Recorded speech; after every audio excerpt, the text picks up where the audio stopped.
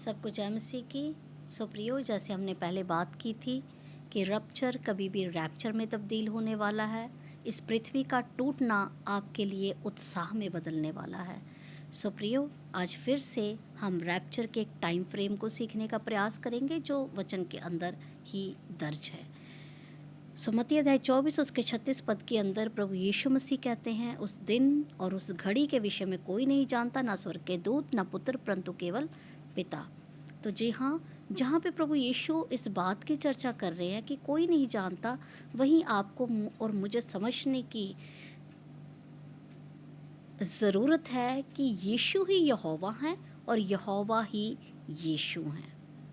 क्योंकि प्रभु यीशु मसीह उस वक्त संपूर्ण रूप से देह में थे, तो देह के अंदर कोई व्यक्ति शायद इस बात को नहीं समझ सकता, लेकिन पिता समझ सकता है।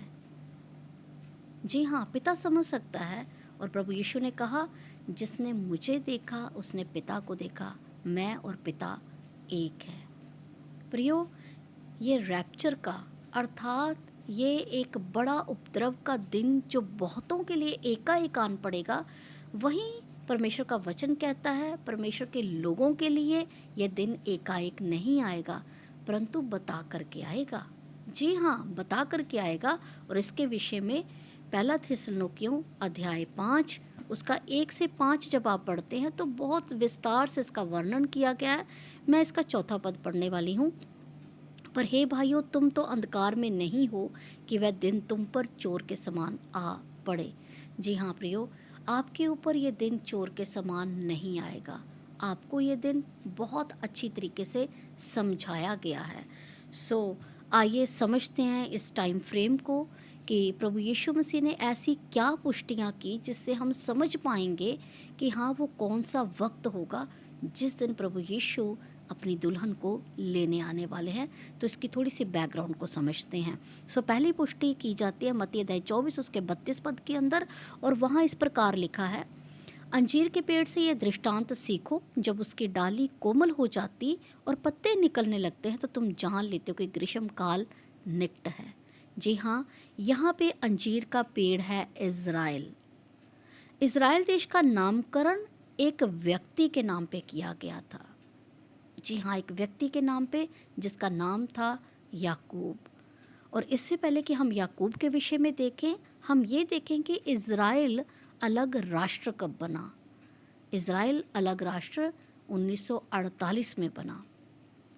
जब इज़राइल अलग राष्ट्र बना, उस वक्त से लेकर के आज तक इज़राइल को 77 वर्ष हो चुके हैं। जी हाँ, 77 ईयर्स हो चुके हैं इज़राइल एक अलग देश बने हुए। बिल्कुल ऐसे ही मैंने कहा, जैसे याकूब का नाम ही बाद में जाकर के परमेश्वर इज़राइल रखते हैं। इज़राइल जो कि याकूब था, इनकी 2 पत्नियां हुई। हाँ, 2 दासियां भी थी जिनके द्वारा उन्होंने संतानें उत्पन्न की, लेकिन मुख्य रूप से कानूनी रूप से इनकी 2 पत्नियां थी। और इनकी पहली पत्नी का नाम था लिया। और लिया से जब याकूब का विवाह हुआ, उस वक्त याकूब की आयु 77 वर्ष की थी। जी हाँ, 70 वर्ष की थी। और लिया याकूब के साथ गुप्त रूप में आई। गुप्त रूप से लाबान के द्वारा अपनी बड़ी बेटी लिया पहुंचाई गई। क्यों? क्योंकि याकूब राहेल के लिए सेवा कर रहा था। राहेल के लिए उसने 7 वर्ष सेवा की थी, क्योंकि राहेल रूपवान और सुंदर थी, लेकिन लिया धुंधली आंखों वाली एक स्त्री थी। जी हाँ, याकूब की पहली शादी लिया के साथ, धुंधली आंखों वाली के साथ की। अब प्रियो, ये जो धुंधली आंखों वाली लिया है, जैसे उसके पिता लाबान ने सांझ के समय पे याकूब को उसको दिया, उसको पहुंचाई गई।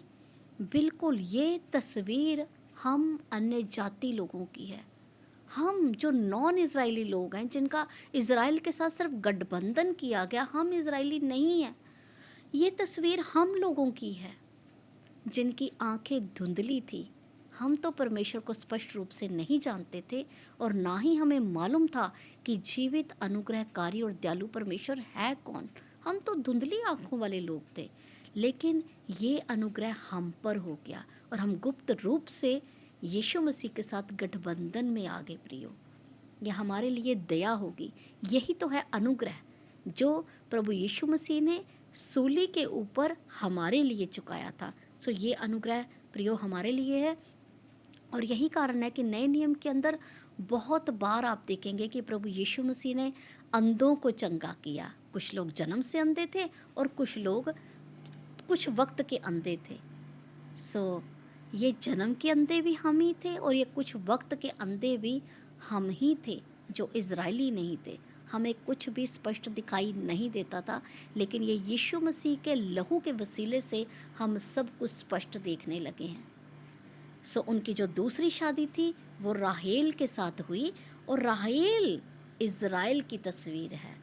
हाँ, जैसे इज़राइल एक रूपवान और सुंदर देश है, हर कोई इसको लेने पर है ना। और इसकी प्रोटेक्शन देखिए बहुत अद्भुत है, पूरी दुनिया में इज़राइल उथल पुथल करके रख देता है। सो प्रियो, लाबान ने जैसे उत्पत्ति अध्याय 29 उसके 26 और 27 पद में कहा था कि इसका सप्ताह तो पूरा कर, जो पीछे थे वो आगे किए गए और जो आगे थे वो पीछे किए गए। तो समझ रहे, धुंधली आंखों वाली लिया की शादी कभी नहीं हो पाती, वो गुप्त में दी गई। सेवा तो राहेल के लिए हो रही थी। सो परमेश्वर इज़राइल जो उसका जेठा है, जो उसका पहलोठा है, उसको पीछे किया गया, और हम जो छोटे थे, जो पीछे थे, वो आगे किए गए। इनको पहलोठा होने का अधिकार मिल गया। पर ऐसा बिल्कुल भी नहीं है कि परमेश्वर इज़राइल अर्थात राहेल को छोड़ देगा। उसके लिए भी परमेश्वर की एक योजना है। ये तो ग्रेशियसली, ये तो परमेश्वर का ग्रेस था, उसका अनुग्रह था कि हम उनके पास पहले पहुंचाए गए हैं। सो बिल्कुल प्रियो, इसी आधार पर हमारी कहानी लिखी गई है कि हम लिया की तरह पहले परमेश्वर के तंबू में पहुंचाए जाएंगे, और हमारे 7 वर्ष बीतने के बाद, जैसे लबान कहते हैं पहले इसका सप्ताह तो पूरा कर, ये एक प्रीतात्मक भाषा वहाँ पे इस्तेमाल की गई है कि हमारे जब 7 वर्ष पूरे हो चुके होंगे, अपने याकूब अर्थात अपने यीशु के साथ उस वक्त 7 वर्ष जो पृथ्वी के सताव के वर्ष होंगे, तब राहेल की तैयारी हो रही होगी। तब राहेल भी अपने याकूब से ज़रूर मिलेगी, अर्थात इज़राइल से ज़रूर मिलेगी। उस वक्त इज़राइल देश 84 वर्ष का हो जाएगा। सो दूसरी पुष्टि जो हम करते हैं वो ये इस प्रकार से होती है, क्योंकि आप देखेंगे कि जब 2025 जब अब चल रहा है और इसमें से आप 9048 माइनस जब कर देते हैं तो 77 वर्ष आते हैं। तो 77 वर्ष में याकूब को अर्थात इज़राइल को उसकी पहली पत्नी लिया मिली, जो धुंधली आँखों वाली थी। यानी 77 वर्ष की आयु में हम जैसी धुंधली आँखों वाले लोग परमेश्वर के पास पहुँचाए जाएंगे, और फिर 7 वर्ष बीतने के बाद लगभग 2032 तक राहेल जो रूपवान और सुंदर अर्थात इज़राइल है, वो परमेश्वर के पास पहुँचाए जाएंगे। सो दूसरी पुष्टि होशे की पुस्तक करती है। प्रियो, होशे की पुस्तक में भी काफ़ी हद तक हमें क्लियर एक रेफरेंस मिलता है। होशे अध्याय 6 उसका पहला और 1 से लेकर 3 पद तक पढ़ूंगी मैं। लिखा है, चलो हम यहोवा की ओर फिरें, क्योंकि उसी ने फाड़ा और वही चंगा भी करेगा, उसी ने मारा और वही हमारे घावों पर पट्टी बांधेगा। 2 दिन के बाद वह हमको जिलाएगा और तीसरे दिन वह हमको उठाकर खड़ा करेगा, तब हम उसके सम्मुख जीवित रहेंगे। आमीन। और तीसरा पद कहता है, आओ हम ज्ञान ढूंढें, वरन यहोवा का ज्ञान प्राप्त करने के लिए यत्न भी करें, क्योंकि यहोवा का प्रकट होना भोर का सा निश्चित है। वह वर्षा के समान हमारे ऊपर आएगा, वरन बरसात के अंत की वर्षा के समान, जिससे भूमि सिंचती है। सो बहुत क्लियर है दूसरी पुष्टि, 2 दिन के बाद वह हमको अन्य जाति लिया रूपी कलीसिया को जिलाएगा यानी जीवित कर देगा, और तीसरे दिन हमको उठाकर खड़ा करेगा। ये इज़राइली कहेंगे कि हाँ, तीसरे दिन हमको भी उठा करके खड़ा किया। उनको जिलाएंगे नहीं परमेश्वर, लेकिन उनको उठा करके खड़ा कर देंगे। सो आगे जो अंतिम पद की तरफ परमेश्वर ने मेरा ध्यान आकर्षित किया वो ये था कि वर्षा हमारे ऊपर आएगा। सो देखिए, आज जब बारिशें हो रही हैं, जब फ्लड्स आ रहे हैं, तो ये फिर से एक वही क्लियर हिंट है कि वर्षा के समान हमारे ऊपर आएगा। जी हाँ, ये दिन जो है ना, ये जलाए जाने वाला जो दिन है प्रियो, ये वर्षा के समान हम पर आएगा। लेकिन जैसे ये वर्षा बंद हो गई, ये भूमि, इस भूमि को तो अब वर्षा सींच नहीं रही बल्कि तबाह कर रही है, लेकिन हमारी आत्मिक भूमि सिंचती चली जा रही है प्रियो। क्यों? क्योंकि हम परमेश्वर के भवन में जाकर रोपे जाएंगे। हम वहाँ पे अब रोपने वाले हैं। हमारी हमारी अब वहाँ पे जा कर के रोपा जाना आरंभ हो जाएगा। सो प्रभु यीशु मसीह का जब क्रूसीकरण हुआ 2032 एडी, और उसके बाद जब हम यहाँ पे देखते हैं होशे की पुस्तक कहती 2 दिन बाद, तो पतरस कहते हैं, पतरस की पुस्तक के अंदर लिखा है कि हमारा एक दिन जो है, हमारे 1000 वर्ष परमेश्वर के यहाँ एक दिन है, और हमारा जब 2000 वर्ष होगा तो परमेश्वर के यहाँ सिर्फ 2 दिन ही बीतेंगे। सो प्रियो, जब हमारे 2 वर्ष बीत चुके हैं, जब इस पृथ्वी के 2000 वर्ष बीत चुके हैं, तो 32 + 2000 जब आप करेंगे तो 2032 एडी के अंदर हम लैंड करते हैं। सो वेयर एज हमने कहा 2032 इज़राइल की आयु इस वक्त 84 वर्ष हो जाएगी। सो 84 वर्ष में तो उनको राहेल मिलेगी, लेकिन उससे अगर 7 वर्ष हम माइनस कर देते हैं तो उनके पास लिया पहुंचाएगी थी, और वो बिल्कुल और बिल्कुल उसी 2025 अर्थात इज़राइल की जो आज की उम्र है, इस देश की जो आज की उम्र है 77 वर्ष, हम उसके अंदर आकर के लैंड कर जाएंगे। सो ये एक दूसरी पुष्टि थी जो हमें काफ़ी हद तक क्लियर कर देती है कि हाँ, हमारा ये वक्त जो है अब बहुत ही नज़दीक है। ये टाइम फ्रेम हमें आकर के यहाँ पे आके बाउंड कर देता है। तीसरी पुष्टि जो एक और बहुत ही मुख्य पुष्टि है, वो है लूका के अंदर पाई जाती है। लूका अध्याय 2 उसका 36 से लेकर के 38 पद। ये अध्याय, ये इतना छोटा सा पैसेज जो है, ये एक स्त्री के विषय में है, लेकिन ये एक स्त्री भविष्यद्वक्तनी है। सो प्रियो, जब जब भी भविष्यद्वक्ताओं ने, नबियों ने अपना जो जीवन जिया है, वो एक्चुअली में एक तस्वीर हुआ करता था समस्त संसार के लिए। और अशेर के गोत्र की और फनुएल की जो बेटी हन्ना थी, यहाँ भविष्यद्वक्तनी थी, तो लिखा था वह बहुत बूढ़ी थी और विवाह होने के 7 वर्ष बाद अपने पति के साथ रह पाई। वह 84 वर्ष से विधवा थी और मंदिर को नहीं छोड़ती थी, पर उपवास और प्रार्थना कर करके रात दिन उपासना किया करती थी। सो प्रियो, ये जो टाइम फ्रेम यहाँ पे दिया गया, ये इज़राइल का टाइम फ्रेम है।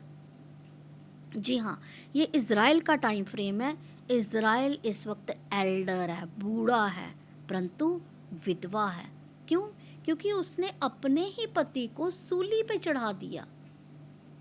प्रभु यीशु मसीह पहले वहीं आए थे, उन्होंने प्रभु यीशु मसीह को ग्रहण नहीं किया, उन्होंने नहीं स्वीकारा, उन्होंने तो सूली पे चढ़ा दिया। सो यही कारण है कि इज़राइल तब से बिना पति के है। जी हाँ, तब से, अगर देखें, वो लिखा 7 वर्ष रह पाई और 84 वर्ष तक से विधवा थी। जब आप 84 से 7 माइनस करेंगे तो आपके पास एक फिगर आएगी 77 अगेन, यानी 77 वर्ष से इज़राइल बेशक विधवा है, लेकिन ये 77 वर्ष ट्रांसफ़र हो गए हम जैसे अन्य जाति लोगों के पास। हम पर ये अनुग्रह की तरह बरस पड़े, क्योंकि उन्होंने इन वर्षों में कुछ नहीं किया। उन्होंने ये वर्ष अपने पति के बिना देखे, और ये पति हम पर आकर के अनुग्रह कर रहा है, अर्थात प्रभु यीशु अन्य जातियों के ऊपर अपने अनुग्रह को बरसा रहे थे। सो लिखा है मंदिर का जो को छोड़ती नहीं थी, उसके दरवाजे के ऊपर बैठी रहती थी, वहीं उपवास प्रार्थना किया करती थी। प्रियो, ये इज़राइल की खूबसूरती है। लिखा राहेल रूपवान और सुंदर थी। इज़राइल का रूपवान और सुंदर होना इसी बात से तो तय होता है कि वो यीशु को मसीहा नहीं ग्रहण करते, लेकिन यहोवा रूपी मशाल को वो छोड़ते नहीं, यहोवा की ड्योढ़ी को वो छोड़ते नहीं है। ये सुंदरता है उनकी, यही तो है उनकी खूबसूरती, जिससे यहोवा परमेश्वर आकर्षित हैं। यीशु जब यहोवा हैं और जब वो सिंहासन के ऊपर है ना प्रियो, तो इज़राइल की ये खूबसूरती उन्हें आकर्षित करती है। यही कारण है कि यीशु इज़राइल को भी नहीं छोड़ेंगे, उनको भी वो लेने आएंगे। और एट द एज ऑफ 84, क्योंकि यहाँ पे स्पष्ट रूप से लिखा है कि वो 84 वर्ष से विधवा थी, यानी 84 वर्ष के बाद उसका विधवापन जाता रहेगा। उस दिन इज़राइल को उसका मसीहा अर्थात प्रभु यीशु मसीह मिलने वाला है। सो लिखा है आगे 38 पद में, वह उस घड़ी आकर प्रभु का धन्यवाद करने लगी और उन सबों से जो यरूशलेम के छुटकारे की बाट जोते थे उस बालक के विषय में बातें करने लगी।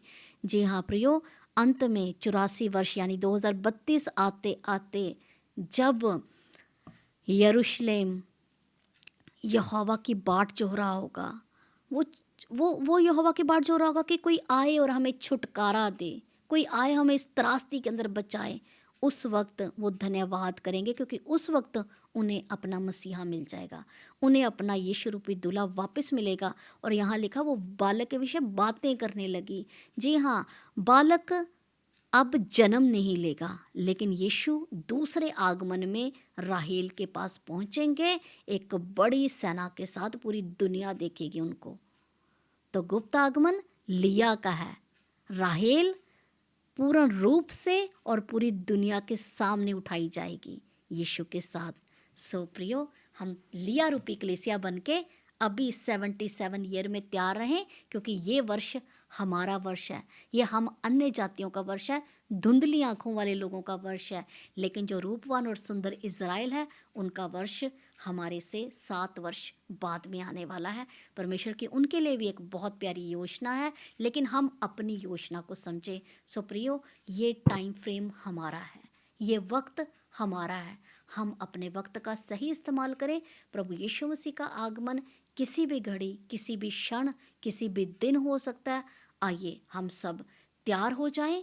और मैं अगली वीडियो के अंदर आपको बताने वाली हूँ कि तुरियां फूकी जाएंगी नहीं, ये फूकी जा रही हैं। सबको जय मसीह की।